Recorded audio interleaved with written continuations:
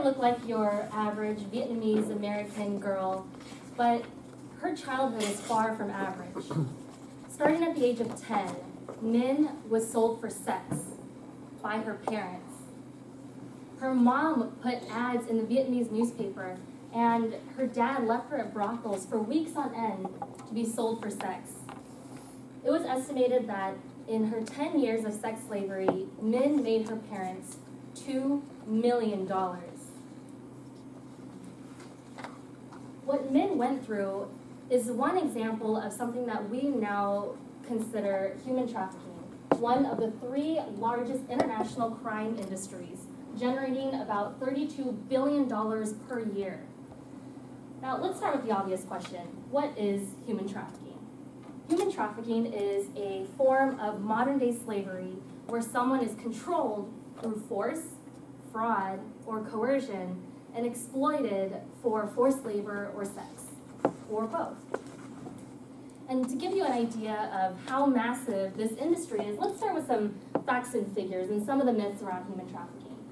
It was estimated that there are approximately 30 million humans in slavery worldwide. While many of us think that we were done with slavery after the Civil War, there are still indeed modern slaves out there. In the last 2 years, task forces have identified 1,300 victims of human trafficking, 72% of which were found in the United States. Now, this debunks a very common myth about human trafficking, that human trafficking is something that only happens over there in other countries. It doesn't happen in our backyard, so we don't need to care about it. Well, the story about Min that I just told you a couple minutes ago, Min actually grew up in San Jose, California, and she went to UC Berkeley. Human trafficking happens right here in our own backyard, and we don't even realize it. And one of the most disturbing statistics that I found when studying human trafficking is that the average age of entry into forced prostitution is 12 years of age.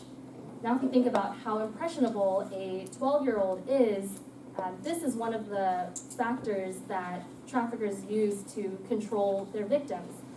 Some of the other ways that traffickers use to control their victims include taking away your papers when you come into this country. If I have brought you here and you can't prove that you're legal, you need to work for me under that false impression that you'll get those papers back.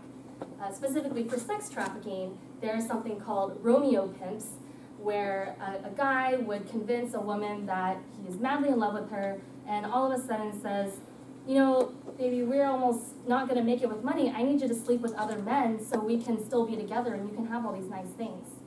Those are just some examples of ways that traffickers control their victims. Now, before we talk about how we can start to combat this issue, one of the things that I wanted to cover before we do that is the amount of factors that contribute to human trafficking. Now, if you take a look at all of these different things, there's poverty, there's political instability, discrimination, homelessness, trauma. All of these are factors that make someone more vulnerable to being exploited.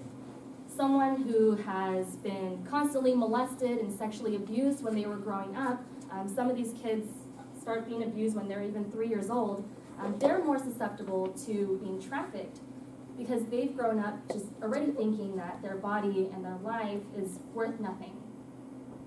So what can we do about this? Well, the good news is that the government is starting to get more involved with spreading awareness.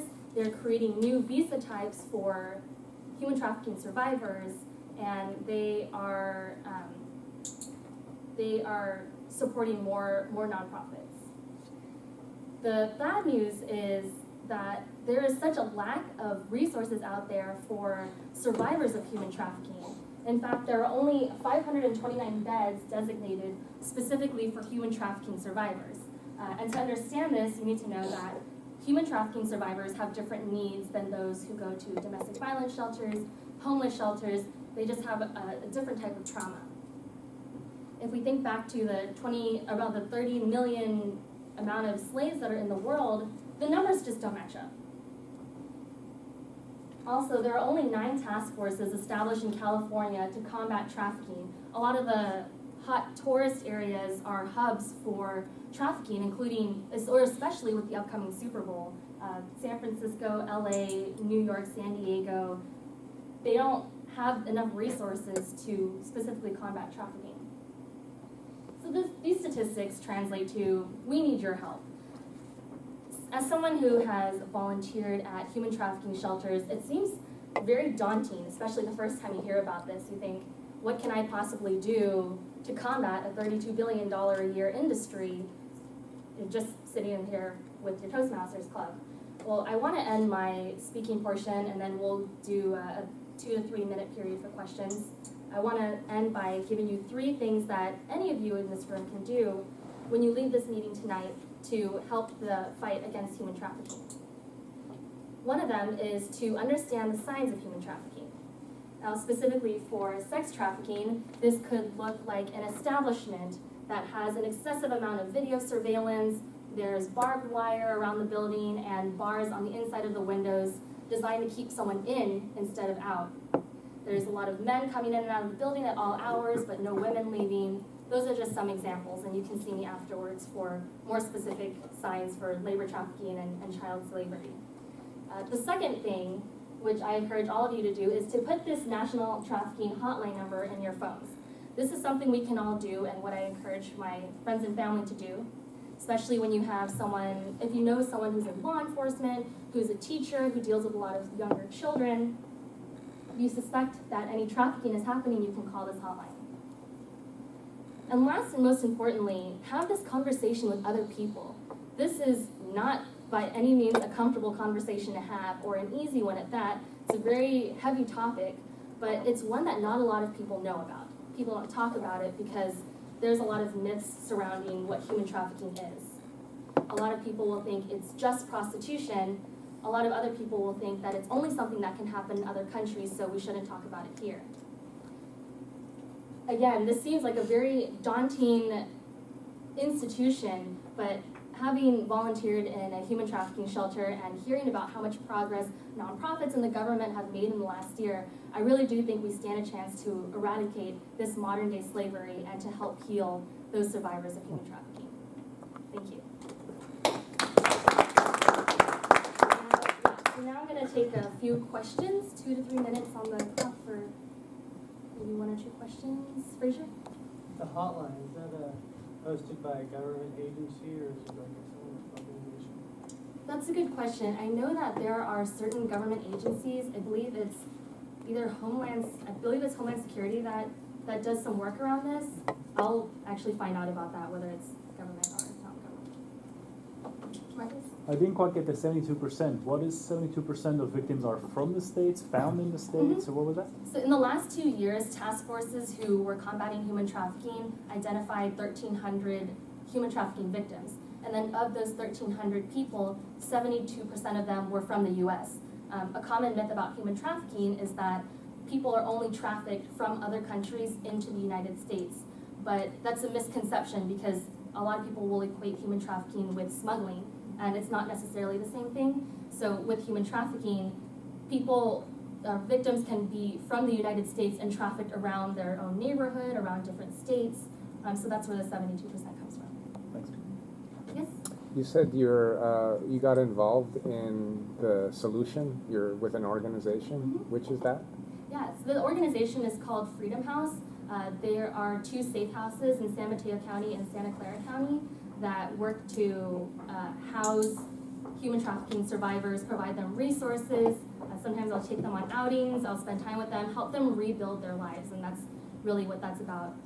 There's a lot of other nonprofits that specifically raise money, and since my background is in events and fundraising, that's where I got started, to raise money for actually a nonprofit called Not For Sale, which is based here in the Bay Area.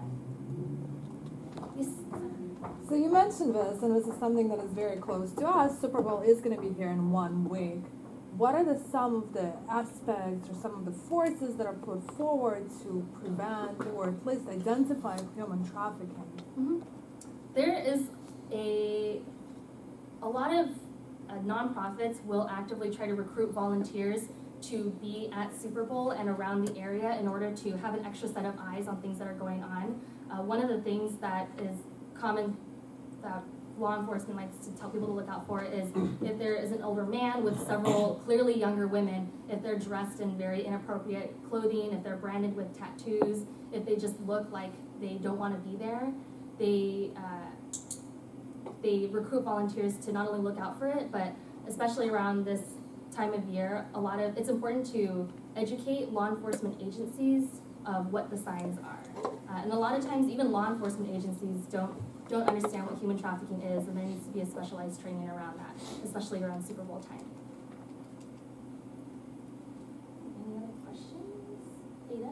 No, but what if these are moms or sisters or aunties that are not pimped out, but they are actually doing their own business? That's another controversial point about, that's actually one main controversial point about human trafficking is a lot of people who, some people will say, well, what if they want to be there? What if they want to be prostituted? And it's a two-sided coin, because on one side, yes, sometimes they do want to be prostituted and that's their own business.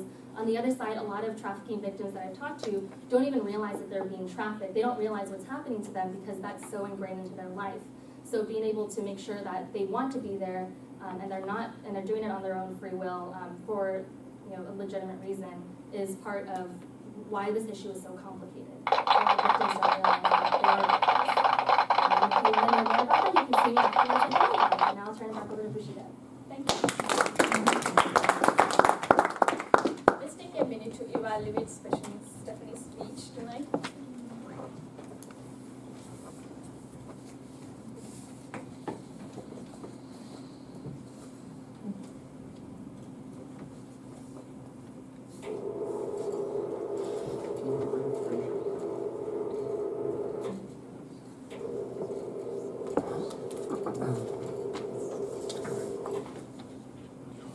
Oh, thank you.